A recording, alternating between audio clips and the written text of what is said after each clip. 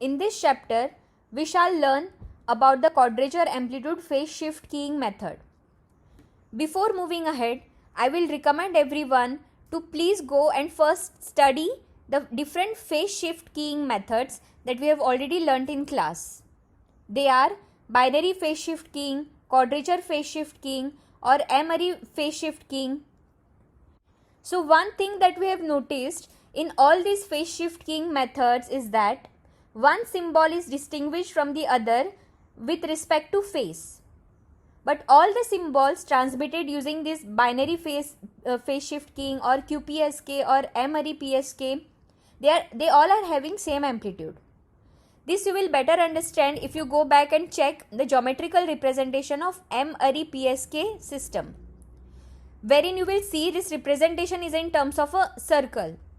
Why circle? Because the amplitude is same. The only thing the symbols are varying are with respect to phase. Now, the ability of a receiver to distinguish between one signal vector from another in presence of noise depends on the distance between the vector endpoints. So, there will be less noise if the distance between the two symbols is more. This led to a suggestion that if you want to improve the noise immunity to a higher level, then the signal vectors should differ not only in phase but also in amplitude.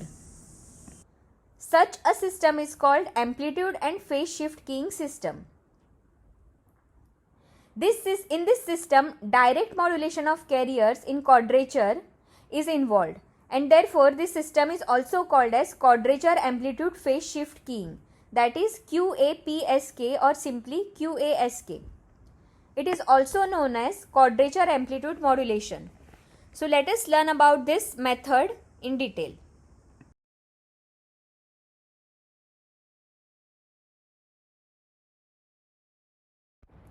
Next, we are going to see the geometrical representation of QASK. This geometrical representation is also called as signal space representation. So now let us assume that using QASK we want to transmit a symbol consisting of 4 bits. A symbol, what is a symbol? You will understand if you have already learnt what is QPSK system. So still I would recommend you all to please go and learn what is QPSK system. So now assume that we want to transmit a symbol consisting of 4 bits. That means what? Capital N will be equal to 4. So how many possible different symbols we will get? 2 raised to 4, that is 16 different possible symbols. Hence, the QASK system should be able to generate 16 different distinguishable signals. So now a possible geometric representation of 16 signals is already shown here in this slide, as you all can see in this image. Here, each signal point is equally distant from its nearest neighbors, and this distance is 2a, 2 times a. Now let us assume that all the 16 signals are equally spaced. As these signals are placed symmetrically, we can determine the energy associated with the signal by considering the 4 signals in the first quadrant. So for understanding purpose, we will first consider only 4 symbols in the first quadrant. So now, what is the average of the energy associated with each signal in the first quadrant? So the average of the energy associated with each signal is given as ES1, ES2, ES3 and ES4. Now if we want to find the average normalized energy of each signal, then we will have to divide all these individual signal energy, average energy, by the total number of signals. So that is given by the first equation in the image on the right hand side, that is ES is equal to E of S1 plus E of S2 plus E of S3 plus E of S4, the whole thing divided by 4. So now looking at the figure, we can write what is ES1. ES1 is equal to A square plus A square. Similarly, what is ES2? ES2, the coordinates are 3a and a.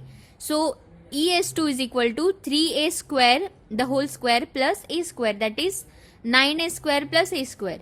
Similarly, Es3 is equal to 9a square plus 9a square, and Es4 is equal to a square plus 9a square.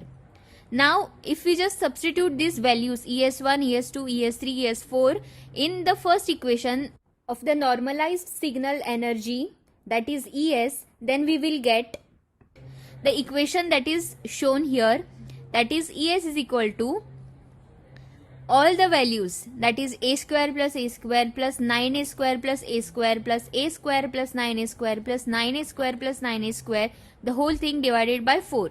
This we will get as 10a square. So what is a? From this we can write a as a is equal to root of 0.1 es. Okay. So similarly, what is d? D is twice a. Twice a is equal to 2 times root of 0.1 into es, where what is es? Es is normalized symbol energy.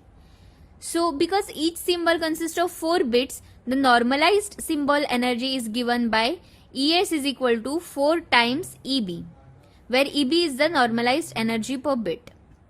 Now substituting equation, as you all can see in this right image, 4.12.4 into equation 4.12.2 and 4.12.3, we get a and d, that is 4 is equal to 0.4 root eb and d is equal to 2 root 0.4 eb. So now what do we conclude from this derivation?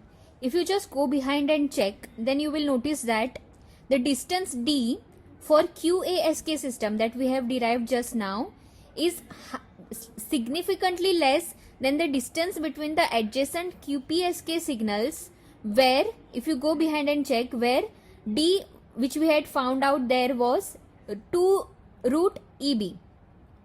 But at the same time, this distance d is greater than 16 array PSK, where d is equal to root of 0.6 eb. So what do we want basically? We want this distance to be more so that there is low error rate. But what we have found that in this system, in QASK system, the distance between the two signals, it is very much less as compared to QPSK. But this distance is very much large as compared to 16 array PSK system. Thus, we can conclude that this system, that is 16 QASK system, will have low error rate as compared to 16 array PSK system, but it will have higher error rate as compared to QPSK system. Okay, so this was about the representation of the 16 signals in QASK system.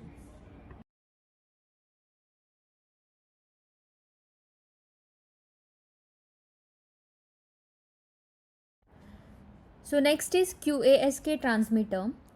Before moving ahead with the explanation of this image, that is the QASK transmitter on the left hand side, we shall first have a look at the equations that are given in the first half part of the image on the right hand side. To understand these equations, you will have to just go to the slide before and have a look at the representation of the signals. So what is the first equation which is given here? The QASK signal, which is shown in the previous figure, it is mathematically represented as V of QASK is equal to K1A into U1 of t plus K2A into U2 of t. Now what is this K1A and K2A? If you just check the previous image, then you will see that the coordinates of the points or the coordinates of the signals are either A or 3A. So it is same as K1A and K2A. So if you compare both, then you will find out that K1 is either plus or minus 1 and K2 is plus or minus 3. So if K1 is 1, then what will be the equation? V of QASK will be equal to 1A into U1 of t, right? And similarly, if you consider K2 as 3, then the next part will be 3A into U2 of t. So it is basically the coordinates that are multiplied with the U1 of t and U2 of t. So similarly, we know the equation for U1 of t and U2 of t as u1 of t is root of 2 by ts cos omega naught t, and u2 of t is root of 2 by ts into sin omega naught t, and a we have already derived in the previous slide, that is root of 0.1 into es. So now if we substitute all these values in the equation 4.12.7, as you all can see the first equation, then we will reach to the equation which is 4.12.9, that is voltage of QASK is equal to K1 into root of 0.2 PS into cos omega naught t plus K2 into root of 0.2 PS into sin omega naught t. So this is the explanation of the first half part of this image on the right hand side. Okay, so now we shall move ahead with the explanation of this QASK transmitter block diagram which is there in the left image. So what is there in this image? So first thing is that there is a stream B of t, right, which is the signal that is input to this QASK transmitter, the signal that we want to basically transmit. So this B of t first is given to the serial to parallel converter. It is having a time period of ts seconds. Okay, and the bits B of t are stored by the converter and then presented in the parallel form, that is B of k plus 1, B of k plus 2, B of k plus 3.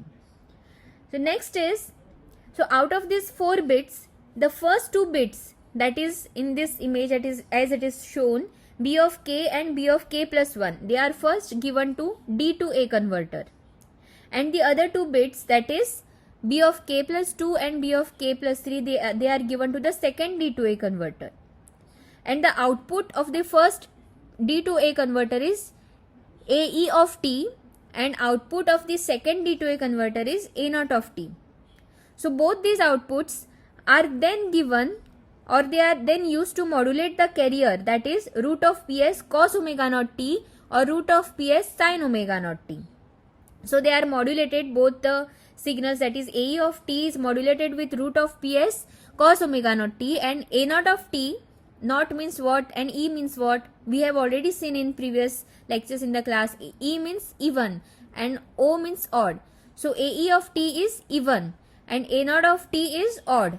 So A0 of t is modulated with root PS sin omega naught t, and then the outputs after the modulation with the carriers is given to the adder, and both the signals are then added together to get the QASK output signal, which is expressed as given in this equation, that is, just have a look at equation 4.12.10. So this is the equation that we get.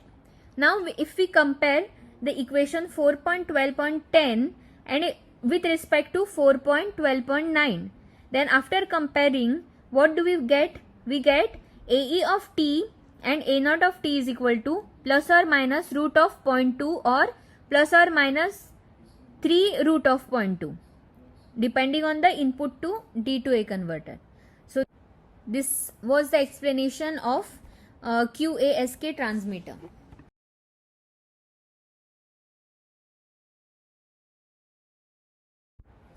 So next is the QASK receiver. So like QPSK, this QASK receiver is also a synchronous demodulation which requires a locally generated set of quadrature carriers, that is the cos omega naught t and sin omega naught t. So for this purpose, we first need to generate these carriers. So there in this image you can see something called as carrier recovery circuit.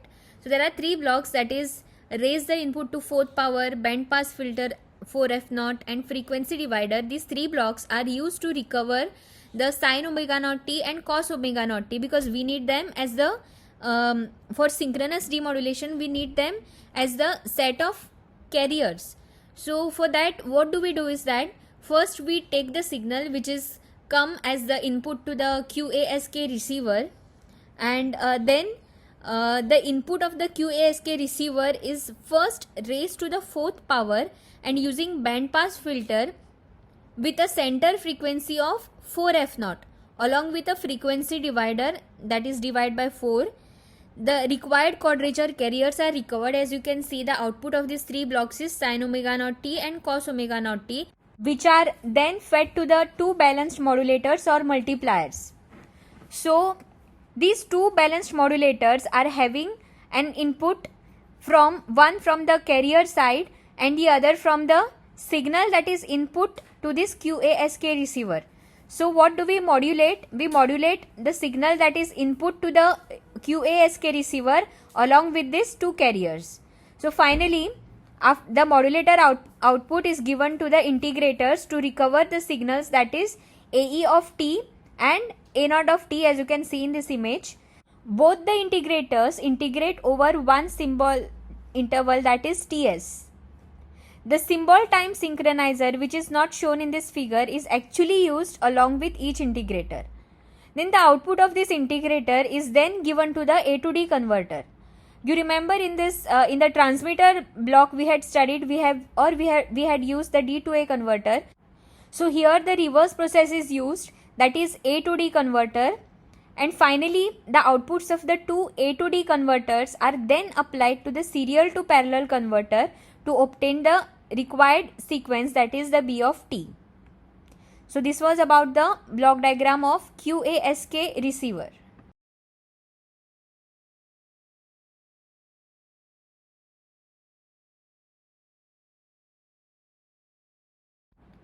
So this is the explanation of the previous slide, that is QASK receiver. Kindly go through it.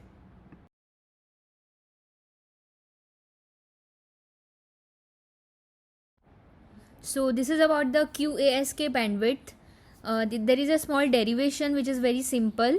Bandwidth is equal to Fs minus of minus Fs, that is 2 times Fs. Then substituting Fs as 1 by Ts, we get bandwidth as 2 by Ts. Later on, substituting Ts is equal to n times Tb. So substituting that, we get bandwidth is equal to 2 by n times Tb. And finally, substituting Fb as 1 by Tb, we get the final bandwidth as 2 times Fb by n. So if you consider the bandwidth of M-Array PSK system, you will find out that both the bandwidths are same, that is the bandwidth of QASK system is same as that of bandwidth of M-Array PSK system.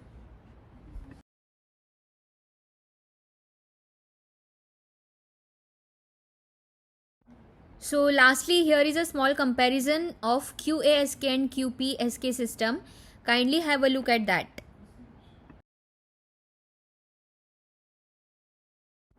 Thank you for watching this.